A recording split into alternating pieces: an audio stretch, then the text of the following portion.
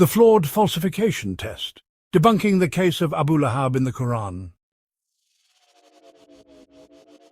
Welcome to another deep dive analysis. Today, we're examining an intriguing argument often raised in discussions about sacred texts, the claim of a falsification test in the Qur'an. But hold on, this isn't intended to challenge the divine origin of the Qur'an. Instead, we're here to analyze the logical validity of the argument itself. Let's dive in.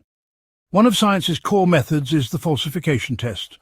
Rather than proving a theory, you try to disprove it. For a theory to be valid, there must be a conceivable observation or experiment that could refute it.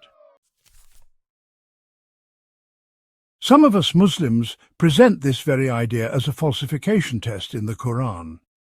Take Surah Al-Lahab, chapter 111, for example. In this chapter, the Qur'an allegedly challenges Abu Lahab, famously known as Father of the Flame, who was one of the Prophet's fiercest enemies. The verse prophesies that Abu Lahab and his wife will be consigned to hellfire, a prediction made 10 years before his death at Badr, even as many of his former allies embraced Islam. Imagine if disproving the Qur'an were as simple as one declaration.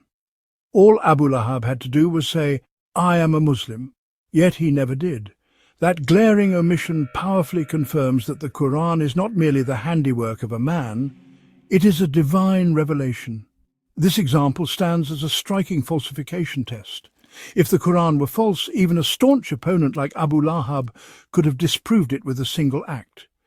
Instead, his silence only strengthens the Qur'an's divine authenticity. Pretty interesting, isn't it? Let's dissect this claim. At the outset, for the sake of argument, we concede that Quran 111 refers to Abu Lahab. However, the claim that this chapter presents a falsification test, one that Abu Lahab could have won by accepting Islam, is paradoxical.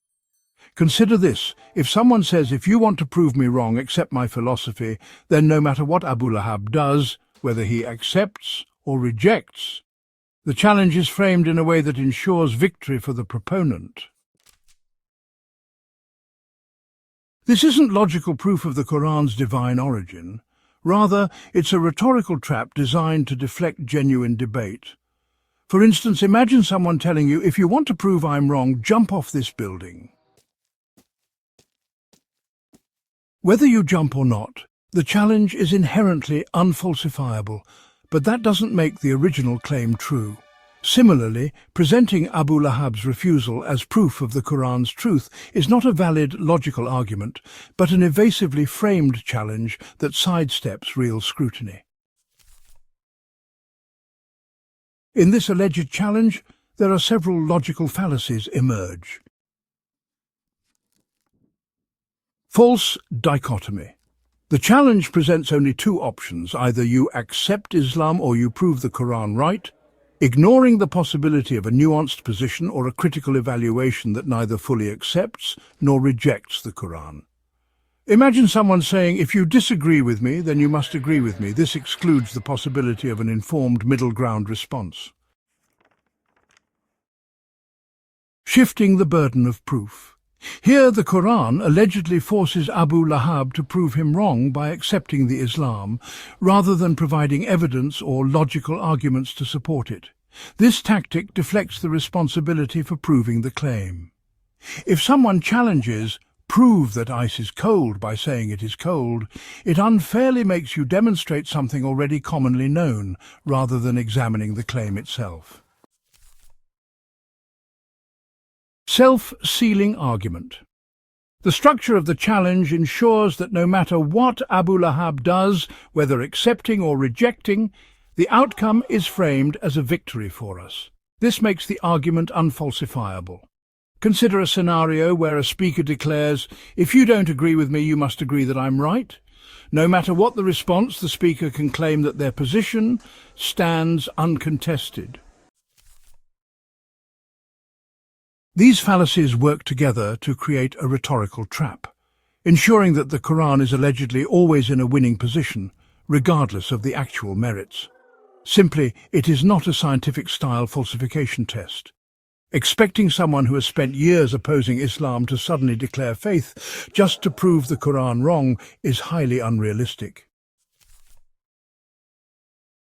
Even if Abu Lahab had said the words, "I am a Muslim," it would not necessarily disprove the Quran.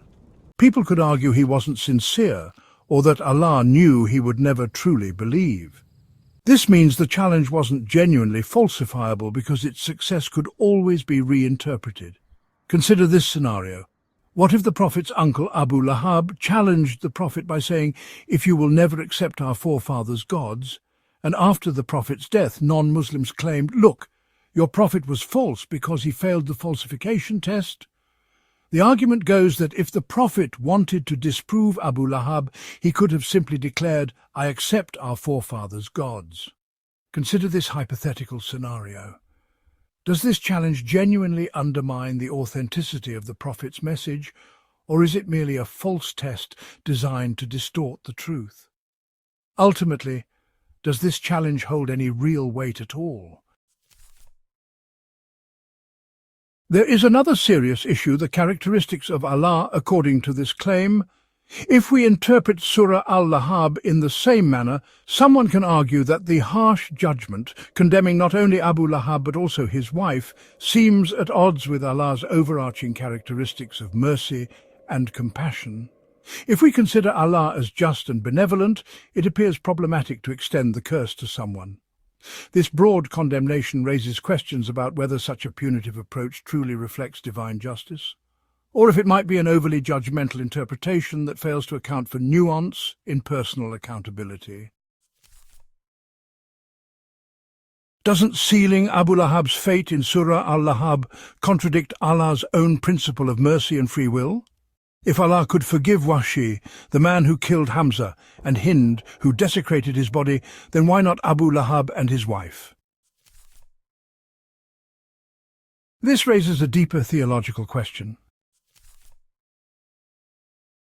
Was Abu Lahab truly beyond redemption, or are we misinterpreting this surah?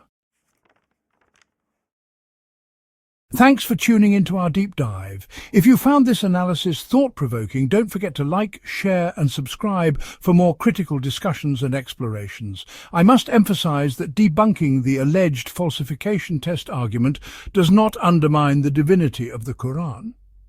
We'd love to hear your thoughts. Does this argument hold up? Is it a genuine falsification test, or just a clever rhetorical framing? Are we misinterpreting this surah? Drop your insights in the comments below. Until next time, keep questioning, keep thinking, and as always, peace be upon you.